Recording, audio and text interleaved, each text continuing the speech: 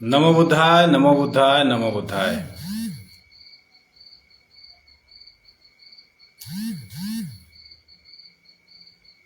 साथियों,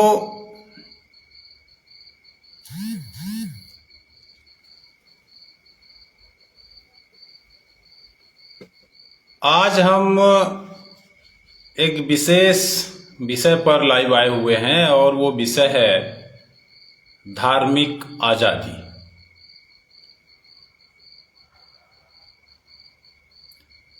धार्मिक आजादी एक बहुत बड़ा विषय है।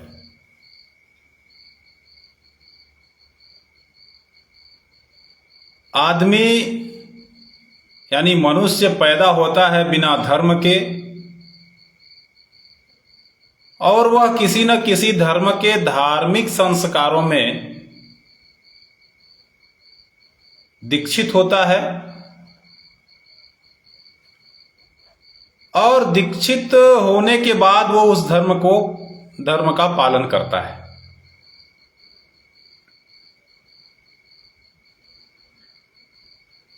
सभी धर्मों की दीक्षा होने की अलग अलग उम्र है और अलग अलग विधाएं हैं।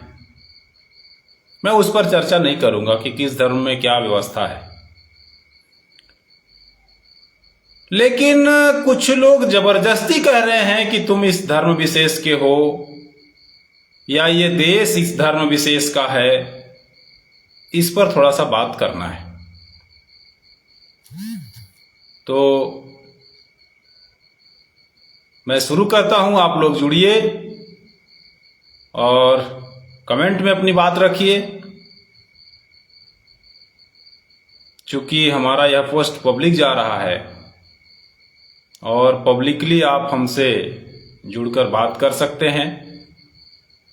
तब तक मैं कुछ बात कर रहा हूं धार्मिक आजादी के विषय में, उसको आप सुने।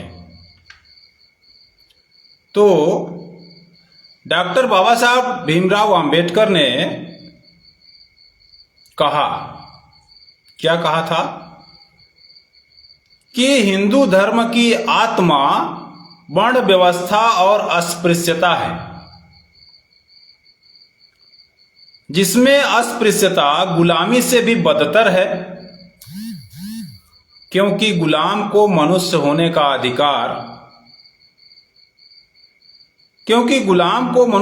अधिकार है, लेकिन अस्पृश्य को मनुष्य होने का अधिकार नहीं है।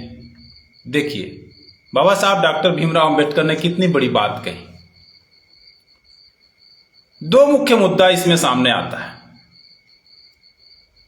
अस्पृश्यता और वर्ण व्यवस्था।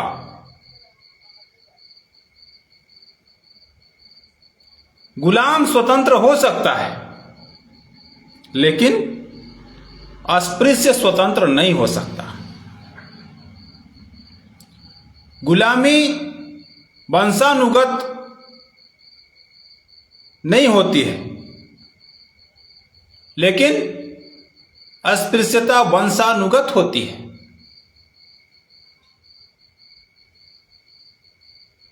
एक बार कोई अस्पृश्य बन गया तो पीढ़ी दर पीढ़ी वो अस्पृश्य ही होंगे। लेकिन धन्य है बाबा साहब डॉक्टर भीमराव अंबेडकर और धन्य है भारत का संविधान, जिसके तहत मौलिक और मानवीय अधिकार हमें मिले।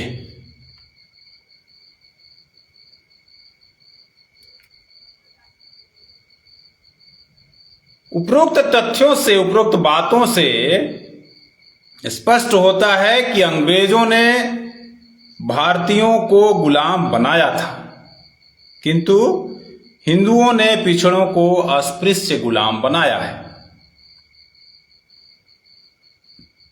हिंदू अंग्रेजों की गुलामी से स्वतंत्र होने के लिए आंदोलन कर रहे थे,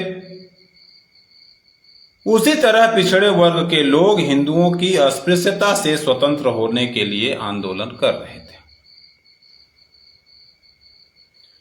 हिंदू अपने आंदोलन को भारत की स्वतंत्रता का आंदोलन बता रहे थे और पिछड़े वर्गों के स्वतंत्रता आंदोलन को जाति का आंदोलन बता रहे थे। गांधी हिंदुओं और कांग्रेस का प्रतिनिधित्व कर रहे थे तो उन्हें राष्ट्र का नेता कहा गया, जबकि डॉक्टर भीमराव अंबेडकर को अस्पृश्यों का नेता कहा गया। डॉक्टर बाबा साहब भीमराव अंबेडकर ने गांधी से प्रश्न किया कि आप किसकी आजादी के लिए आंदोलन कर रहे हैं,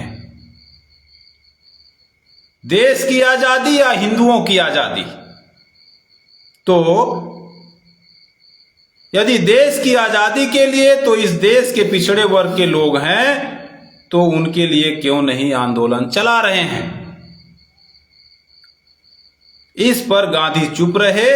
तब डॉक्टर अंबेडकर ने स्पष्ट किया कि गांधी का आंदोलन हिंदुओं की स्वतंत्रता के लिए नहीं है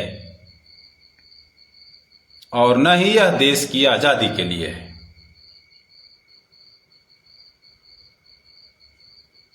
मतलब कि गांधी द्वारा चलाया जा रहा आंदोलन हिंदुओं की स्वतंत्रता के लिए था,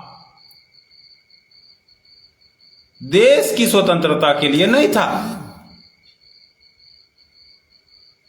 डॉक्टर अंबेडकर पिछड़े वर्गों को अस्पृश्यता से स्वतंत्र करने के लिए आंदोलन किए और वर्ष 1923 में पिछड़े वर्गों को नागरिक अधिकार और 1929 में मौलिक अधिकार दिलाए।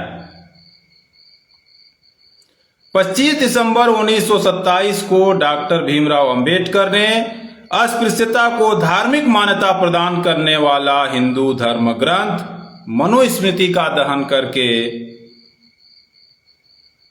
पिछड़े वर्गों की हिंदुओं की अस्पृश्यता की धार्मिक गुलामी से आजाद कराया। अस्पृश्यता के कारण पिछड़े वर्गों में अलगाव पैदा हुआ, अलगाव के कारण हीन भावना पैदा हुआ। पिछड़ों को सभी अधिकार होने के बाद भी अलगाव और हीन भावना समाप्त नहीं हुआ, क्योंकि पिछड़ों को मानसिक और धार्मिक गुलामी से स्वतंत्रता होने के लिए एक ऐसे धर्म की आवश्यकता है जो अलगाव को खत्म करके हीन भावना को खत्म करे। अलगाव का अर्थ है सामाजिक बहिष्कार, सामाजिक अनादर, सामाजिक भेदभाव और सामाजिक अन्याय। अलगाव का अर्थ है सुरक्षा का अभाव, अलगाव का अर्थ है न्याय का अभाव, अवसर का अभाव, और इतना ही नहीं, अलगाव का अर्थ है हिंदुओं की प्रत्यक्ष घृणा और उनका विरोध। यदि पिछड़े वर्ग के लोग हिंदू बने रहेंगे तो यह अलगाव समाप्त नहीं होगा। हिंदू के रूप में उनका यह अलगाव उन पर आगे और पीछे दोनों तरफ से प्रहार करता रहेगा।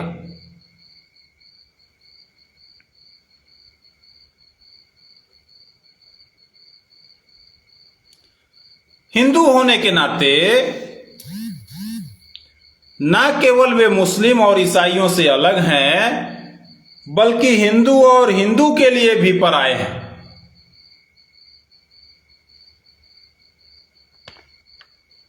इसलिए इस अलगाव को खत्म करने का एक ही तरीका है और वे एक ऐसे समुदाय में शामिल हो जाएं जहां जात पात को कोई न मानता हो। पिछड़ा वर्ग अपने आप को हिंदू कहता है, किंतु हिंदुओं के साथ रक्त संबंध नहीं है, अर्थात पिछड़ा वर्ग हिंदू समुदाय का नहीं है, क्योंकि समुदाय शब्द सही अर्थ में रक्त संबंधियों का समूह होता है। समाज अनेक समुदायों या रक्त संबंधियों के विभिन्न समूह का संकलन होता है। समुदाय जो एक सूत्र में पिरोता है उसे रक्त बंधुता कहते हैं मानव विकास के एक चरण में एक बंधुता प्राप्त करने की शक्ति थी कि रक्त की समानता। मानव विकास के बाद के चरण में रक्त की समानता के स्थान पर धर्म की समानता रक्त संबंध के लिए पूर्व शर्त हो गया। जो अजनबी किसी समुदाय में शामिल होकर रक्त संबंध स्थापित करता है या करना चाहता है, वह ऐसा तभी कर सकता है जब वह उस समुदाय के देवी देवताओं को स्वीकार करे, अर्थात धर्म को स्वीकार करे। आपने जो बातें सुनी उससे यह स्पष्ट होता है या उपरोक्त बातों से यह स्पष्ट होता है कि पिछड़े वर्ग का हिंदुओं के साथ रक्त संबंध नहीं है। यही कारण है कि हिंदू पिछड़े वर्ग के सामाजिक सुरक्षा की गारंटी नहीं देता है। डॉक्टर भीमराव अंबेडकर ने कहा कि बौद्ध धर्म पिछड़ों की इस मनोवृत्ति को बदल सकता है। बौद्ध धर्म सामाजिक सुरक्षा की गारंटी के साथ साथ अलगाव और हीन भावना को समाप्त कर सकता है। मनोवैज्ञानिक रूप से सामाजिक स्थिति में सुधार के लिए आवश्यक है नाम में परिवर्तन। नाम सामाजिक हैसियत को बतलाता है। अस्पृश्यता नाम बुरा है, वह घृणा पैदा करता है और अप्रिय है, उसकी दुर्गंध आती है। अस्पृश्यता नाम ही अस्पृश्यों के प्रति हिंदुओं के सामाजिक रवैया निर्धारित करता है।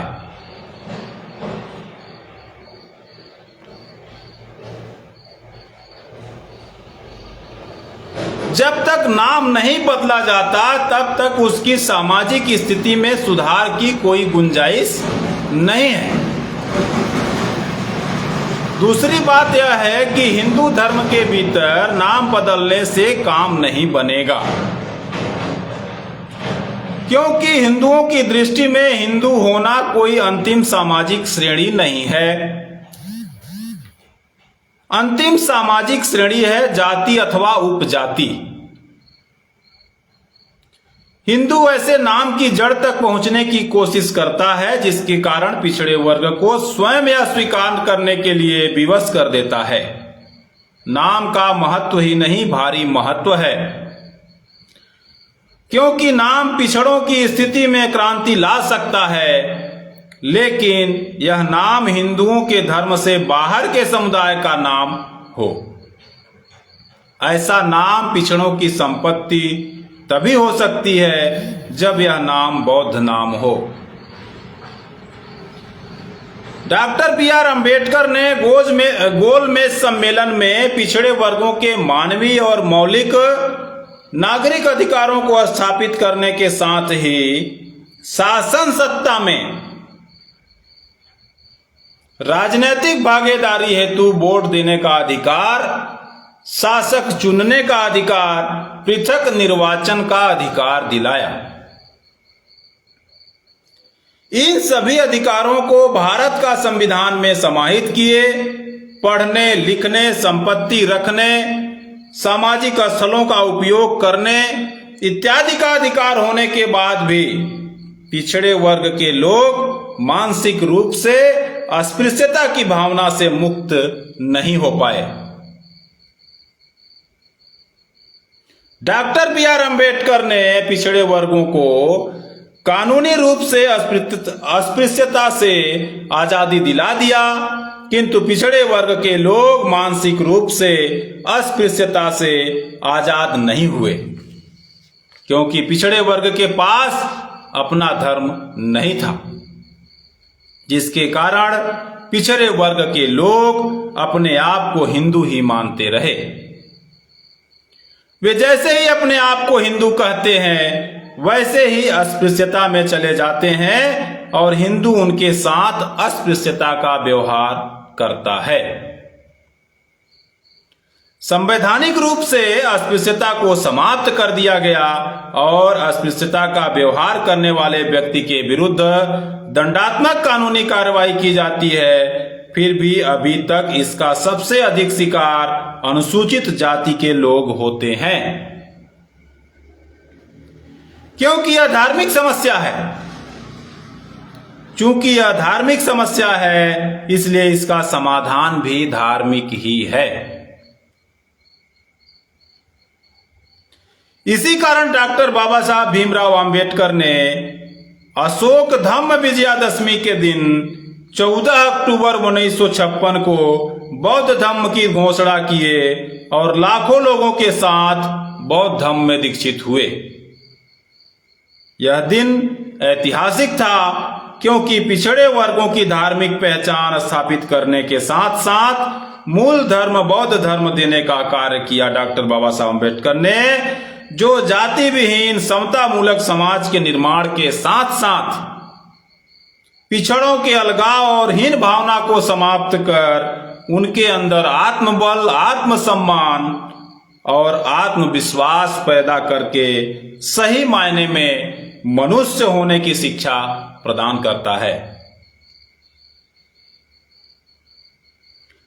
इस प्रकार से डॉक्टर बाबा साहब अम्बेडकर ने पिछड़े वर्गों को हिंदुओं की धार्मिक गुलामी से आजाद कर उन्हें अस्पृश्यता की गुलामी से मुक्त किया।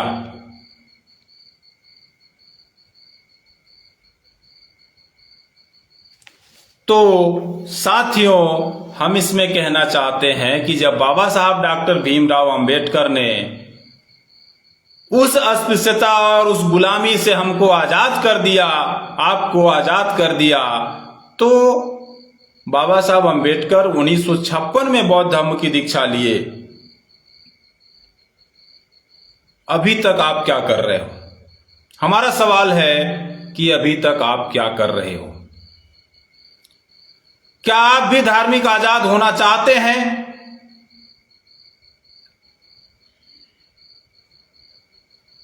अगर आप धार्मिक आजाद होना चाहते हैं तो आपके पास व्यवस्था है। बाबा साहब अम्बेडकर ने हमें व्यवस्था दिया है, भारत का संविधान ने हमें व्यवस्था दिया है कि हम स्वतंत्र हैं, धार्मिक स्वतंत्रता है हमारे पास। हम किस धर्म को माने, किस धर्म को नहीं माने, ये हमारे ऊपर स्वतंत्रता है।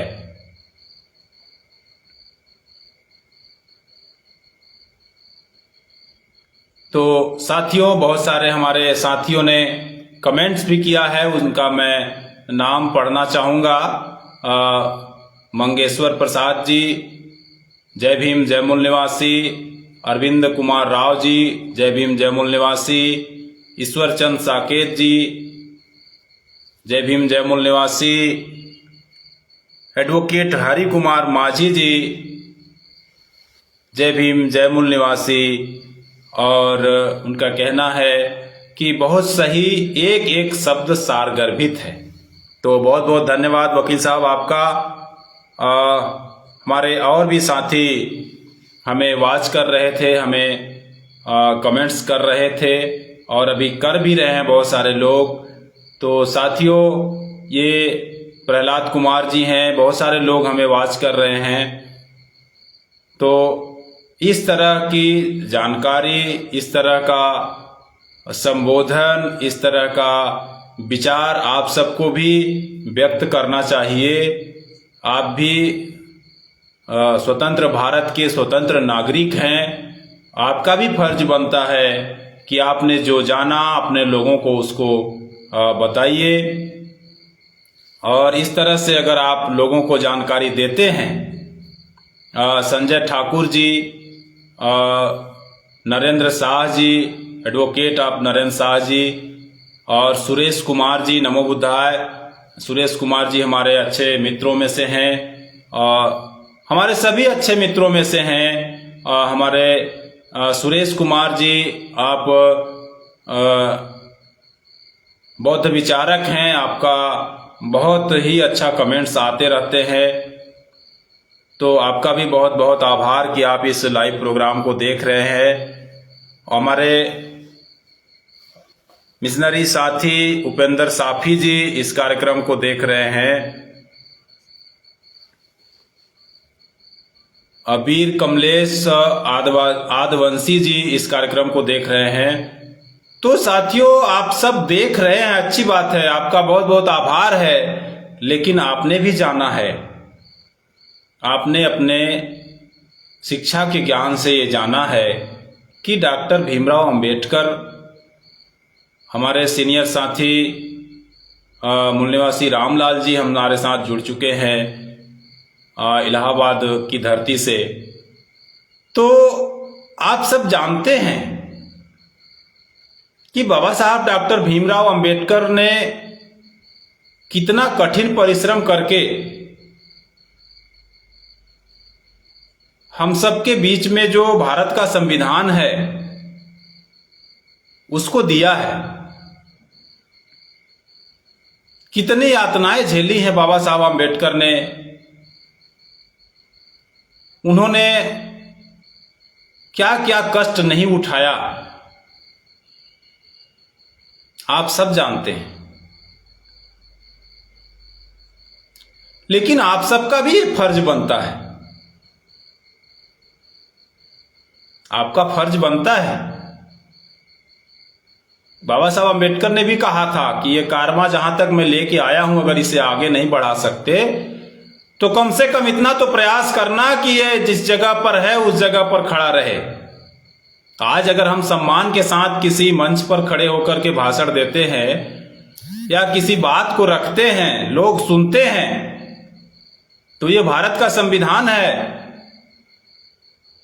अगर भारत का संविधान नहीं होता तो हमें भी मनुस्मृति पढ़ लीजिए, क्या काम लिखा हुआ है उसमें। अभी एक मध्य प्रदेश का नेशनल जनमत यूट्यूब चैनल पर अभी एक न्यूज देवास दमोह जिले का आया हुआ है, देख लीजिए क्या कर रहे हैं वहां के लोग, उस गांव के लोग कुछ लोगों के साथ। तो आपको भी सोचना चाहिए इसके बारे में। अगर आप नहीं सोच रहे हैं तो आप कहीं ना कहीं अपने पूर्वजों के साथ, हम तो कहेंगे कि आप अपने पूर्वजों के साथ अन्याय कर रहे हैं।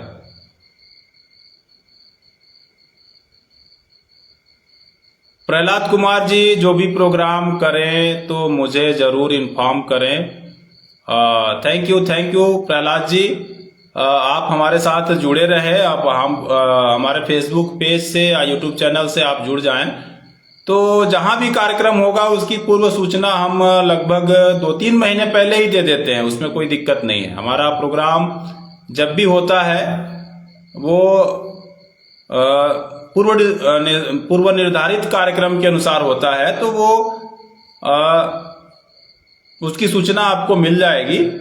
अभी नजदीक में हम 26 नवंबर को पूरे देश में या यूं कहे कि पूरे विश्व में जो बौद्ध समुदाय के लोग हैं वो 26 नवंबर को भारत का संविधान दिवस है। 26 नवंबर 1949 को हमारा भारत का संविधान बनकर तैयार हुआ था और 26 नवंबर 1949 को ही संविधान सभा में वो संविधान पूरा पारित हुआ था। तो उस दिन को हम लोग याद करते हैं।